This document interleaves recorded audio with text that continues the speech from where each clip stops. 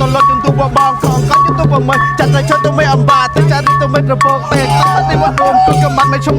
រងគឺពួកគេក៏ឡអរងបបគេជើក៏រេនេះក៏មកតែយ៉ាងចេះជង្គគាត់មករាប់ប៊ីលតាពីតាទៅយកខំមកទើឲ្យឆាច់ចំណាយមិនប្រក៏ឡមិនចេញចេញហឹងទៅទៅចោលទៅទីវិញគឺកំបាត់កំគប់ប្រសៅហេខ្ញុំមកពីជិះតាមរត់ណាវិញបានតែគេស្គាល់មិនស្គាល់ឡើយវាសួរពុកម៉ែបងប្អូននេះបាទនេះគឺប្លែកខ្លាំងមែនតើណាវីដេអូបាទអូបងប្អូនក៏មើលក្បាលវីដេអូដឹងតែប្លែកយ៉ាងណាបាទនេះយើងនឹងបង្ហាញបាទជំនឿអាភិតិចបង្ហាញសម្លៀកបំពាក់ជំនឿអាភិតិចបរើហើយនឹងជំនឿអាភិតិចចរាយបាទជាវីដេអូលើកទី1ដែលបង្ហាញសម្លៀកជំនឿអាភិតិចបាទដំបូងបាទនៅបង្ហាញតាមសាធារណៈមែនទេបងបាទបាយមានអារម្មណ៍មិនដែរពេលបង្ហាញឈុតសម្លៀកបំពាក់ជំនឿអាភិតិចយើងដែលបង្ហាញតាមសាធារណៈបាទចំពោះខ្ញុំធ្លាប់តែឡើងលើឆាកទេបាទខ្ញុំឡើងលើឆាកបាទខ្ញុំធ្លាប់សម្ដែងនៅតាមខេត្តបាទកំពង់ធំព្រះវិហារសៀមរាបបាទស្នាដៃរបស់ខ្ញុំធំអញ្ចឹងណាបាទហើយដំបូងឡើយគឺខ្ញុំសិក្សាខាង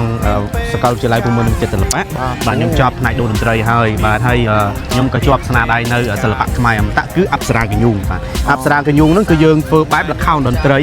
បាទល្ខោនតន្ត្រីហ្នឹងគឺខ្ញុំបានជាប់បានខ្ញុំតឡើងបាទ show សម្ដែង perform នៅ Chipmunk បាទ Chipmunk Mega Mall 271 Mega Mall បាទហើយបន្តមកទៀតបានខ្ញុំសម្ដែងនៅវឌ្ឍនៈគីវឌ្ឍនៈរបស់យើងបាទក៏ដូចជាអគារកាណាឌីយ៉ាដែរដើមមួយរត់ដូចគ្នាហើយបន្តមកទៀតខ្ញុំសម្ដែងនៅកំពង់ធំកំពង់ស្ពឺបាទហើយខ្ញុំក៏ធ្លាប់សម្ដែងស្នាដៃហ្នឹងនៅឈៀងម៉ៃហើយហ្វីលីពីនដែរបាទគឺគ្រាន់តែខ្ញុំឡើងឆាកទេបាទឡើងឆាកតែចំពោះសម្លៀកបំពាក់ដើរតាមសាធារណៈនេះគឺលើកទី1 first time បាទមានអារម្មណ៍ថាខ្មាស់ផងអៀនផងមិនមានពាក្យពេចន៍អីផ្ដែផ្ដាំតែបងប្អូនឬក៏យុវជនយើងដែលជនជាតិអភិតិដូចគ្នាណាគាត់ជនជាតិអភិតិមែនប៉ុន្តែគាត់អត់ហ៊ានបង្ហាញបាទគាត់អត់ហ៊ានផ្សព្វផ្សាយចឹងណាបាទតាចំពោះខ្ញុំជនជាតិអភិតិទាំង25ក្រុមនៅកម្ពុជារតនគិរីយើងមាន8ក្រុមបាទគេតែងតែមើងងាយដូចខ្ញុំដែរគេមើងងាយពួកជនជាតិពួកអាខ្នងពួកនៅក្នុងព្រៃបាទអញ្ចឹងខ្ញុំតែងតែសំណូមពរថាទី1ខំរៀនដើម្បីឲ្យមានចំណេះចេះដឹងជ្រៅជ្រះបាទមានចំណេះចេះដឹងជ្រៅជ្រះទី1ទី2ទៀតក្លាហានគុំអៀនខ្មាំងគេថាអូអ្នកឯងជនជាតិដើមផ្សេងៗតែយើងជាអីគេជាខ្មែរដើម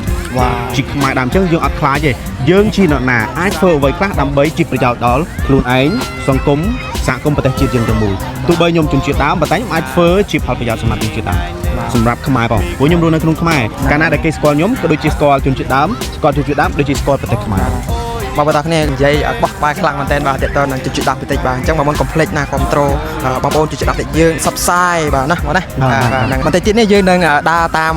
បងប្អូនតាមផ្លូវថ្មើរជើងហ៎បាទផ្លូវថ្មើរជើងបាទអូខេបងប្អូនគ្នាអូប្លែកខ្លាំងមែនតើបាទមិនសាក់ប្រហែលអីគេអាបាត់អីគេអាយើងចេញថ្មីមិនដាក់តាមមកយើងចាក់ចង្វាក់បដាអូ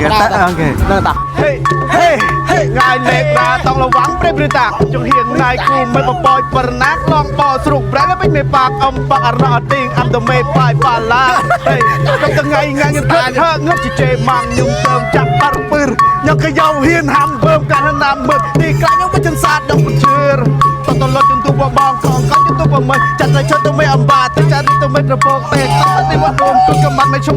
រងគឺពួកគេក៏ឡអរងបបគេជើរេនេះក៏មកតែយ៉ាងចេះជង្គគាត់មករាប់ប៊ីលតាពីតាទៅយកខំមកទើឲ្យឆាច់ចំណាយមិនប្រក៏ឡមិនចេញហឹងទៅទៅចោលទៅទីវិញគឺកំបាត់កំគប់ប្រសៅហេផលបាងងាយឡាវាំងប្រែអូងាយសុនសាពេលពេលវាំងប្រែក៏ងាយងឹតរាំក៏កងมือเปิดต้อยสวงងាយងឹតរាំហេបាត់កោដល់ថ្នាក់ហ្នឹងអូចាំបងអើយខ្ញុំដឹកស្មាមិនដល់បងប្អូនមកតនេះបាទវីដេអូយើងគឺចប់ត្រឹមតែប៉ុណ្ណឹងបាទហើយបើសិនជាបងប្អូនមើលចូលចិត្តមើលបន្តរបស់ខ្ញុំកុំភ្លេចតាមដានកុំភ្លេចចុច like ចុច share ណាមួយបាទអរគុណច្រើនមកតនេះបាទជម្រាបលា